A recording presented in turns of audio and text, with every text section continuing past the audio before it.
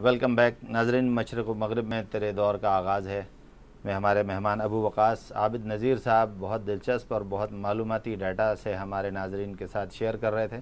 अभी उन्होंने पाकिस्तान के कुदरती वसाइल के हवाले से बात की, हाइडल पावर के हवाले से आप देख भी रहे होंगे कि आपको कितने ज़बरदस्त चीज़ें पता चल रही हैं। मज़ीद पाकिस्तान में वसाइल क्या हैं, तवानाई के वसाइल के अलावा और क्या चीज़ें हैं जिसके लिए ये दुनिया यहाँ दौड़ी चली आ रही है। क्या यहाँ ये 17 करोड़ आवाम से उनको कोई शगफ़ है, या पहाड़ों से या सहराओं से कुछ है, या बस ऐसे ही सैर सपाटे के लिए आते हैं? देखिए जी, आपका जब जहाँ तक हम बात करते हैं कि पोटेंशियल की, तो आपकी ज़मीनों के अंदर, आपकी फ़ज़ाओं के अंदर, आपके आसमानों से उतरने वाली धूप के अंदर अल्लाह ने बड़ी ज़बरदस्त सलाहियत रखी है। आप सोलर एनर्जी को देख लें कि पाकिस्तान में 1800 से 2200 किलोवाट पर आवर पर मुरब्बा किलोमीटर धूप पड़ती है, और ये इतनी है कि 1 लाख मेगावाट बिजली आप प्रोड्यूस कर सकते हैं पाकिस्तान में।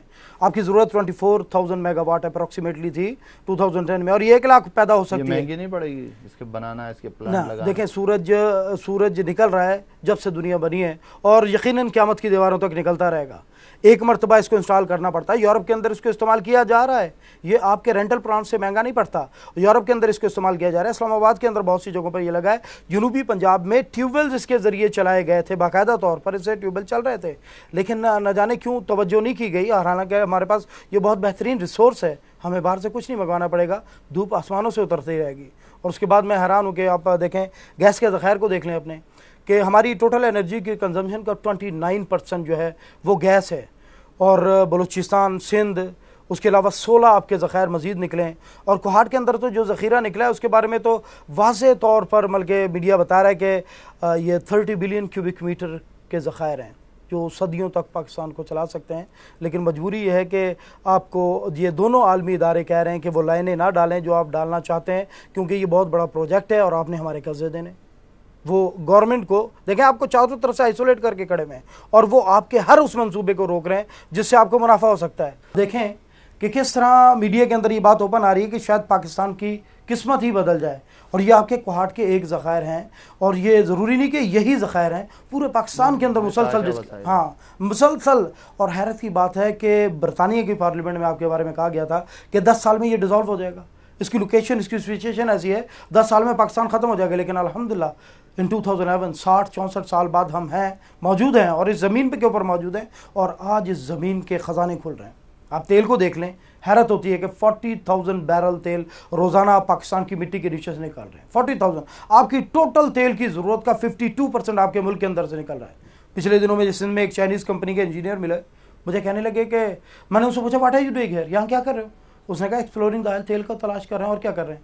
तो मैंने कहा कुछ मिला? कहता व्हाई नॉट, सिंध के हर दूसरे ज़िले के अंदर से तेल निकल रहा है। मैंने कहा कैसा है? कहते हैं इराक और सऊदीया के तेल से साफ़ है। तो मैंने कहा एस्टिमेटेड ज़ख़ायर इसके कितने? कहते हैं ये तो हम 2-4 साल में आपको बता सकेंगे, क्योंकि अभी हम कुएँ निकाल रहे हैं, लेकिन यह है कि हम इसको सब कुछ करके, मशीनरी फिट करके, बाड़ लगा के, लॉक लगा के आपके गवर्नमेंट के हवाले कर रहे हैं। मैंने कहा तेल क्यों नहीं निकाल रहे भाई? कहते हैं बटन दबाएं तो तेल निकलेगा, लेकिन आपकी गवर्नमेंट के पास वो मनसूबा नहीं है, वो वसाइल नहीं है, वो कंटेनर नहीं है जिसके अंदर ये निकाल कर तेल डालना है। और लेकिन वो कहता है कि ये ज़ख़ायर जब हम मुकम्मल तौर पर 2 साल में इस पर काम मुकम्मल करेंगे, यकीनन ये पूरी दुनिया को सरप्राइजिंग होंगे, हैरान कर देंगे। और आप देखें कि आपके डेरा इस्माइल खान के अंदर जो ज़ख़ायर निकल रहे हैं, वो हैरत की बात है कि किसी कुएं को खोदे बगैर डेरा इस्माइल खान में लोग बोतते हैं, उनको रस्सी बांधते हैं और सुराख में से नीचे ज़मीन में उतारते हैं, खुद बाजुओं से गड़ा खोदते हैं और तेल निकाल कर बेच रहे हैं। कोई रिफाइनरी नहीं। अच्छा, ये कोई नहीं रिफाइनरी, बल्कि ये बिल्कुल सिंपल सी एक पोजीशन है कि आपके मुल्क के अंदर से ये सब कुछ निकल रहा है। देखिए, ये पहली जियो ने जो डिस्कवर किया है, हैरत होती है कि आपकी मिट्टी के अंदर से तेल उभर रहा है, लोग अपने हाथों से निकाल रहे हैं तेल। और ये जो दूसरी वीडियो आपके सामने हमने पेश की है, मुबशिर लकमान साहब कितने वाज़े तौर पर बता रहे हैं कि ये जो लड़ाइयाँ, जंगें हो रही हैं, ये इसी वजह से हो रही हैं कि आपकी सरजमीन के अंदर ज़ख़ायर निकल रहे हैं, और बहुत बड़े बड़े वसाइल हैं, एनर्जी रिसोर्सेज की पूरी दुनिया को ज़रूरत है। हैरत होती है कि आपका थर, जिसके बारे में पूरे पाकिस्तान से पैसे जमा होते थे और वहाँ कुएँ खुदवाए जाते थे, नलके लगाए जाते थे, क्योंकि वो प्यास से लोग मर रहे थे, वहाँ पर जानवर मर रहे थे, लेकिन उस थर कोल के अंदर, उस थर की रेत के नीचे अल्लाह रब्बुल इज़्ज़त ने इस ज़मीन का सबसे बड़ा हाइड्रोकार्बन का ज़ख़ीरा रखा है। किसी एक जगह पर इतना बड़ा ज़ख़ीरा मौजूद नहीं है जो बैक वक्त सऊदियन, कैनेडियन, इराकियन और ईरानियन टोटल उनके आयल के रिजर्व के बराबर है एक वक्त के अंदर। और वर्ता हैरत में इंसान पड़ जाता है कि 2000 ट्रिलियन क्यूबिक फीट गैस के ज़खायर के ये बराबर है जो ऑयल एंड गैस की सूरत में निकलेगा। और इसका सिर्फ अगर 2% इस्तेमाल किया जाए, 2%, तो 20,000 मेगावाट बिजली 40 ईयर्स के लिए काफ़ी होगी।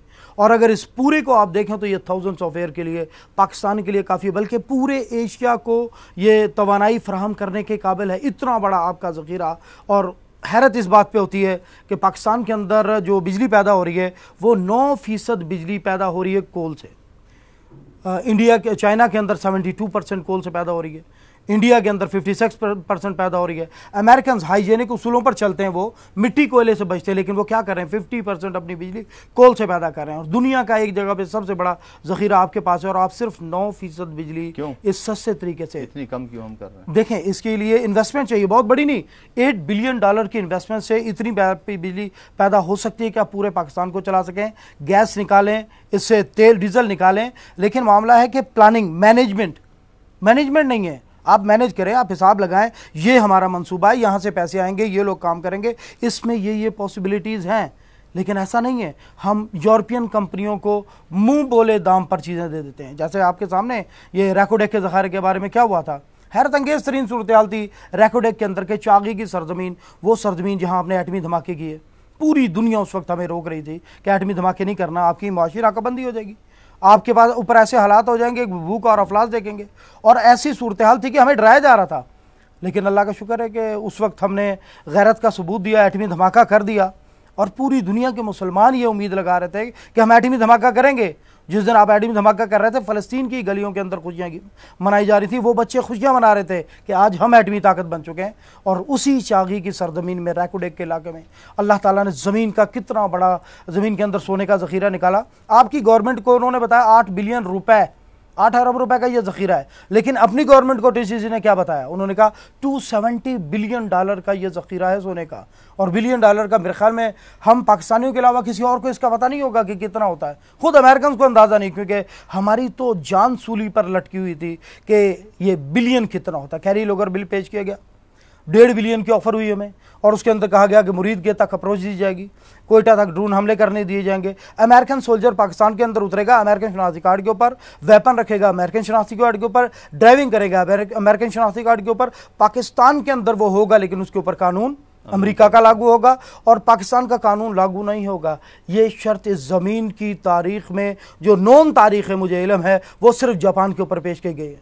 2 एटम बम गिराए, 2 लाख से ज़्यादा लोग मार दिए, शहनशाह जापान के हुक्म के ऊपर जापानी फ़ौजों ने हथियार गिरा दिए, जापान के ऊपर ये कानून इन्होंने लागू कर दिया, अमरीकी फ़ौजी पर अमरीका का कानून लागू होगा। नतीजा क्या निकला, इतनी ज़िल्लत आमेज़ सूरत हाल बनी। 1 साल बाद 10,800 जापानी लड़कियों ने अमरीकी बच्चे पैदा किए, क्योंकि वो उनके कानून की जद में नहीं आते थे। हमें ये $1.5 बिलियन मिलना था, जिनमें से 77 मिलियन अमेरिकन पे खर्च होना था, आधा पौना डॉलर हमें बिलियन डॉलर मिलना था, और जिसके लिए हमें इतनी ज़िल्लत आमेज़ शर्त दी जाती। और उसके बाद देखें कि ये जो आपके रैकोडेक के ज़ख़ायर हैं 270, उनके कहने के मुताबिक आप देख लें 270 बिलियन का मतलब है कि $6 बिलियन सालाना आप इस्तेमाल करें तो भी 40 साल ये ख़त्म ना हो। और बाद में रिपोर्ट्स ने वादे कर दिया कि ये एक धोखा था, ये एक झूठ था।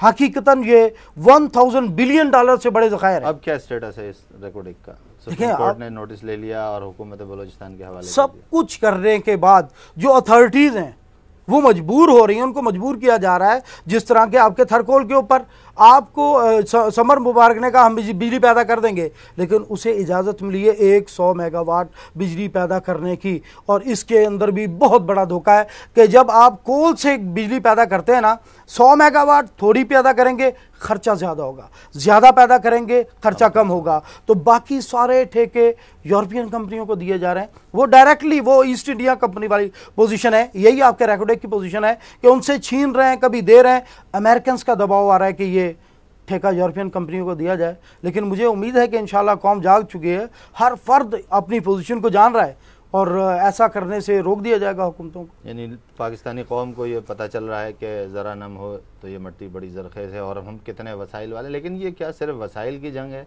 सिर्फ सोना, तांबा और गैस और पेट्रोल, या कोई और भी मसला है कि बैनुल-अक़वामी क़ुव्वतें दूर दराज के सफ़र करके ट्रिलियंस ऑफ डॉलर खर्च कर रही हैं? इसमें देखें दो चीज़ें तो बहुत बड़ी हैं। मेरे जहन से एक चीज़ मेरे जहन में है कि हमारे जो ज़राअत का फैक्टर है देखने में छोटा सा है, हमारी जीडीपी का 26% है, हमारी फॉरेन एक्सचेंज अर्निंग का 70% है, और हमारी 70% पॉपुलेशन इसके अंदर जुड़ी हुई है। हमारी 50% पॉपुलेशन ऐसी है जिनके घरों के अंदर चूल्हे तब जलते हैं जब खेतों खलिहानों के अंदर फसलें होती हैं। और पाकिस्तान की 80% ज़मीन जो है वो नहरों से सैराब होती है, इरिगेशन जो नहरों से पानी आता है उससे सैराब होती है। और हमारी 90% फूड प्रोडक्शन जो है वो उन ज़मीनों से होती है जो नहरों से सैराब होती हैं। नहरें दरियाओं से, दरिया कश्मीर से आ रहे हैं। और ये मामला नहीं है कि हमारा जो प्रोडक्शन कम है ज़राअत की, दुनिया का सबसे बड़ा नहरी निज़ाम पाकिस्तान के पास है। रूस पाकिस्तान से 10 गुना बड़ा मुल्क है, लेकिन पाकिस्तान का नहरी निज़ाम रूस के नहरी निज़ाम से 30 गुना बड़ा है। ज़रखेज़ ज़मीनें हैं, दूध की पैदावार के लिहाज से 5वां मुल्क है दुनिया का, आम की पैदावार के लिहाज से 6ठा मुल्क है दुनिया का, खजूर की पैदावार के लिहाज से 4था मुल्क है दुनिया का, कॉटन के, गंदम के, इन सब चीज़ों के हिसाब से दुनिया की टॉप की लिस्ट के अंदर आप मौजूद हैं। लेकिन आपकी जो ज़मीनें हैं वो पानियों से चल रही हैं और पानी कश्मीर से आ रहे हैं, जिसके 3 दरियाओं का पानी को डाइवर्ट कर लिया गया। बाकी 3 दरियाओं के ऊपर डैम बनाए जा रहे हैं मुसलसल, और हमें अंदाज़ा नहीं होता कि हो क्या रहा है। हम देखते हैं कि हमारी फसलें ज़्यादा हो रही हैं, लेकिन एक बहुत बड़ा मामला खड़ा हुआ है। आप देखें कि वर्ल्ड बैंक की जो रिपोर्ट है 2005 की आर्टिकल 16 में उन्होंने कहा in Punjab 60% of farm gate delivered water is from tubewell. Tubewell के जरिए 60% पानी हम ट्यूबवेल से लगा रहे हैं, और जिसका नतीजा क्या है कि खुद वर्ल्ड बैंक ही इसके बारे में रिपोर्ट दे रहा है। वाज़े तौर पर वो कह रहे हैं कि द टेल एंड फार्मर में pay up to 30 times the cost of the canal water. नहरी पानी से 30 गुना ज़्यादा खर्च हो रहा है उसका, और इसीलिए 2 एकड़ पर काश्त करने वाला हमारा जिम्मेदार जो है वो 1947 में खुशहाल था, आज 2 मुरब्बे वाला खुशहाल नहीं है, परेशान है। 30 गुना पानी के खर्चे, और इसमें मेरा ख्याल है कि हमारी हुकूमतों के इल्म में होगा। बहुत ख़तरनाक पोजीशन है ये कि पाकिस्तान में 1947 में 300 से कम ट्यूबवेल थे, आज 2011 में जनवरी के आदाद शुमार के मुताबिक आपके यहाँ 7 लाख ट्यूबवेल से ज़्यादा ट्यूबवेल काम कर रहे हैं। उसके बावजूद ये सूरत हाल, पूरे पाकिस्तान की एनर्जी आप गौर करें, मिट्टी के नीचे से पानी निकाल कर मिट्टी के ऊपर पानी डालने में लगी हुई है।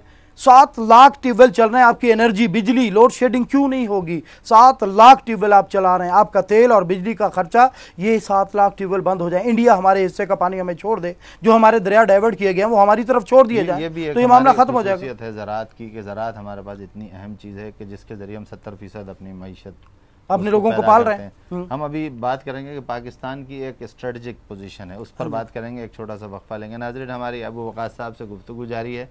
पाकिस्तान के वसाइल, पाकिस्तान के अंदर सलाहियतें और पाकिस्तान के अंदर और ज़मीनों के अंदर मौजूद करोड़हा वसाइल और ऐसी चीज़ें जो जिसका तसव्वुर भी नहीं किया जा सकता वो मौजूद हैं और एक एक करके सामने आ रही हैं। कुछ और पहलू भी ऐसे हैं जिसकी वजह से दुनिया की नज़रें यहाँ पर, हम उस पर बात करेंगे। एक छोटे से वक्फे के बाद हमारे साथ रहिएगा।